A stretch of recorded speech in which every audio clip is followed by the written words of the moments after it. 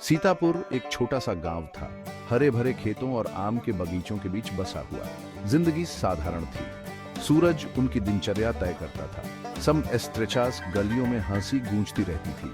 सीतापुर में 4 दोस्त रहते थे, राजू, मोहन, श्याम और कृष्णा। बचपन से ही अटूट उनके बीच हंसी और कारनामों से मजबूत हुआ एक बंधन था। हालांकि हर एक की अपनी एक अलग खासियत थी।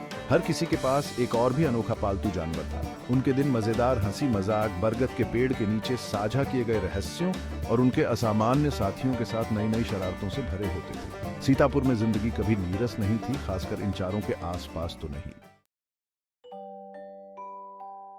ग्रुप में सबसे लंबे राजू के पास एक पालतू तोता था, मीतू। मीतू कोई मामूली तोता नहीं था। पन्ना हरे पंखों और अपनी आंखों में शरारती चमक के साथ मीतू सबकी नकल उतारता था। गुड मॉर्निंग चाचा। मीतू गांव के मुखिया से चहचहाता, जो अक्सर रुकते थे और तोते की हरकतों पर हंसते थे। चाय, गरम चाय। वह चिल्लाता, चाय बेचने वाले की आवाज की नकल करता, जिससे राजू और उसके दोस्त हंसी से लोटपोट हो जाते। एक दिन मीतू उड़कर गांव के स्कूल हाउस की छत पर बैठ गया और सख्त स्कूल मास्टर की नकल करने लगा। बच्चों शांत।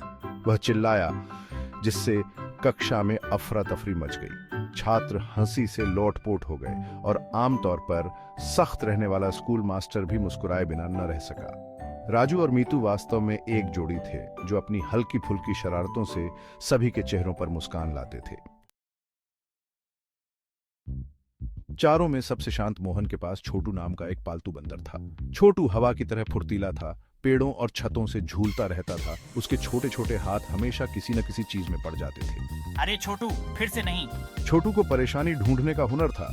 वह चुपके से रसोई में घुस जाता, तवे से सीधे ताजी बनी रोटियां चुरा लेता और अपने पीछे आटे का निशान और झुंझलाहट भरी आहें छोड़ जाता।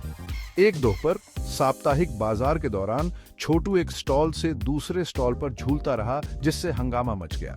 उसने एक विक्रेता का चश्मा छीन लिया, एक झंडे के ऊपर जा बैठा और उसे पहनने की कोशिश की, जिससे बाजार ठप्प हो गया, क्योंकि हर कोई हैरानी से देख रहा था।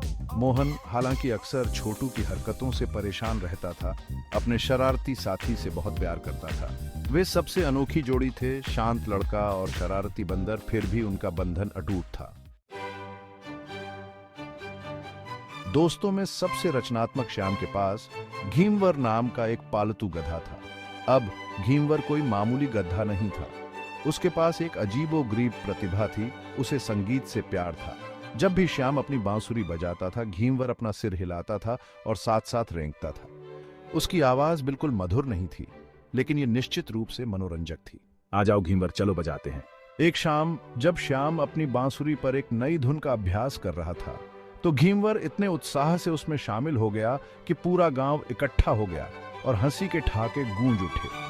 यहां तक कि गांव के बुजुर्ग भी, जो अपने गंभीर स्वभाव के लिए जाने जाते थे, घीमवर की अनोखी संगीत शैली पर अपने पैर थिरकने से खुद को नहीं रोक सके।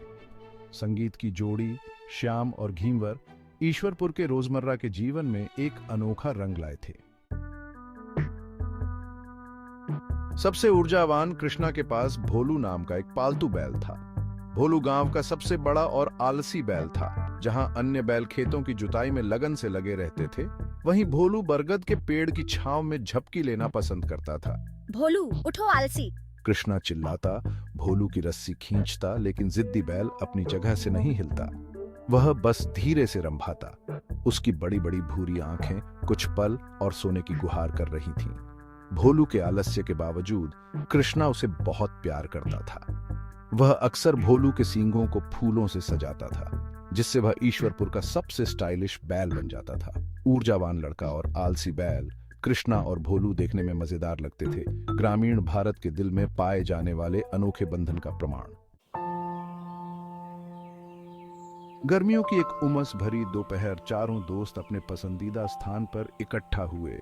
ईश्वरपुर के बाहरी इलाके में प्राचीन आम के बगीचे की ठंडी छाया में हवा में झींगुरों की गूंज और पके आमों की मीठी खुशबू थी। घने पत्तों से छनकर सूरज की रोशनी जमीन पर पड़ रही थी। यह गर्मी असहनीय है। चलो नदी में तैरने चलते हैं। मोहन ने एक बड़े से पत्ते से खुद को हवा देते हुए सुझाव दिया। बाकी लोग आसानी से मान गए। अपने पालतू जानवरों को उनके हाल पर छोड़कर लड़के नदी की ओर दौड़े। उनकी हंसी आम के बगीचे में गूंज रही थी। भाग 7 चोरी हुए आम। दोस्त नदी में अपनी ताजा डुबकी से तरोताजा और भूखे लौटे। जैसे ही वे आम के बगीचे के पास पहुंचे तो उन्हें एक ऐसा नजारा दिखा जिससे उनका दिल बैठ गया। जमीन आम के छिलकों और पत्थरों से अटी पड़ी थी। कुछ घंटे पहले ही फलों से लदी शाखाएं अब लगभग खाली थीं। उनके बेशकीमती आम जिनके पकने का वे बेसब्री से इंतजार कर रहे थे, गायब थे। यह किसने किया होगा? यह बहुत बुरा हुआ। उनके अंदर गुस्सा और निराशा उमड़ पड़ी। ये आम सिर्फ फल नहीं थे, वे उनकी दोस्ती का प्रतीक थे, गर्मियों का एक ऐसा इलाज जिसका वे हर साल बेसब्री से इंतजार करते थे। भाग 8 आम का महान रहस्य। अपराधी का पता लगाने के लिए दृढ़ संकल्पित होकर दोस्तों ने जांच करने का फैसला किया। उन्होंने सुराग की तलाश की। उनकी निगाहें जमीन पर किसी भी निशान, किसी भी पद चिन्ह, किसी भी चीज के लिए स्कैन कर रही थीं जो उन्हें आम चोर तक ले जा सके। देखो, कृष्णा ने बगीचे से दूर जाती छोटे पैरों के निशान की ओर इशारा करते हुए कहा। ये बंदर के पैरों के निशान लग रहे हैं। छोटू, मोहन हाँफने लगा। उस पर एहसास छा गया। वे उस पगडंडी का पीछा करते रहे। हर कदम के साथ उनके संदेह बढ़ते गए। पगडंडी उन्हें एक समाशोधन में ले गई जहां उन्होंने छोटू को आम के छिलकों के ढेर के बीच बैठा पाया। उसका चेहरा रस से सना हुआ था। छोटू, तुम बदमाश। मोहन ने अम्यूजमेंट से अपना सिर हिलाते हुए डांटा। शरारती बंदर बस मुस्कुराया, आधा खाया हुआ आम पकड़े हुए जैसे अपने दोस्त को दे रहा हो। दोस्त हंसे बिना न रह सके। उनका गुस्सा छंट गया। उसकी जगह उनके प्यारे दोस्त की हरकतों पर मनोरंजन आ गया। ऐसा लग रहा था कि उनका आम चोर जितना उन्होंने सोचा था उससे कहीं ज्यादा पास था। भाग 9 गांव के खेल। कुछ हफ्ते बाद गांव उत्साह से गूंज उठा। यह वार्षिक ग्राम खेलों का समय था। प्रतियोगिता और कमराडरी से भरी एक बहुप्रतीक्षित घटना। गांव का चौराहा बदल गया था।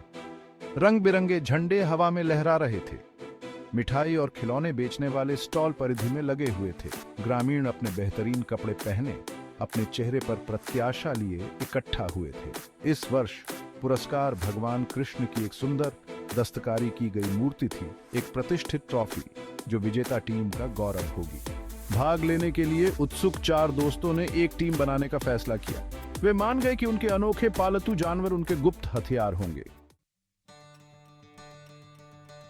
भाग 10 दोस्ती हमेशा जीतती है। खेलों की शुरुआत बहुत धूमधाम से हुई। दौड़, कुश्ती के मुकाबले और यहां तक कि पगड़ी बांधने की प्रतियोगिता थी। प्रत्येक कार्यक्रम हंसी और जयकारों से भरा हुआ था। राजू और मीतू ने बाधा दौड़ में भाग लिया।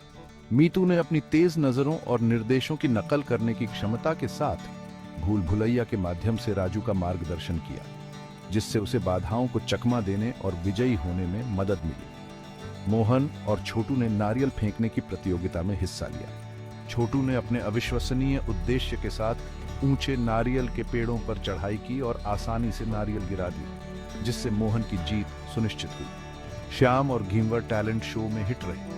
घींवर की आवाज श्याम की बांसुरी की धुन के साथ पूरी तरह से समय पर दर्शकों को हंसी से लौटपोट कर रही थी, जिससे उन्हें पहला पुरस्कार मिला। अंत में बैलगाड़ी दौड़ का समय आ गया, जो उस दिन की सबसे बहुप्रतीक्षित घटना थी। जहां एक ओर हर कोई कृष्णा को गांव के सबसे आलसी बैल भोलू के साथ देखकर हंस रहा था, वहीं कृष्णा के पास एक योजना थी। उसने भोलू के कान में प्रोत्साहन के शब्द कहे, उसे उनके बंधन, उनकी दोस्ती की याद दिलाई। सभी को आश्चर्य हुआ।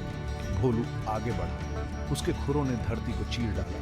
उसका दृढ़ संकल्प कृष्णा के प्रति उसके प्यार से भर गया। उन्होंने फिनिश लाइन पार की, दूसरी टीमों को पीछे छोड़ते हुए दोस्ती की शक्ति और अटूट विश्वास का प्रमाण दिया। दोस्तों ने कर दिखाया था।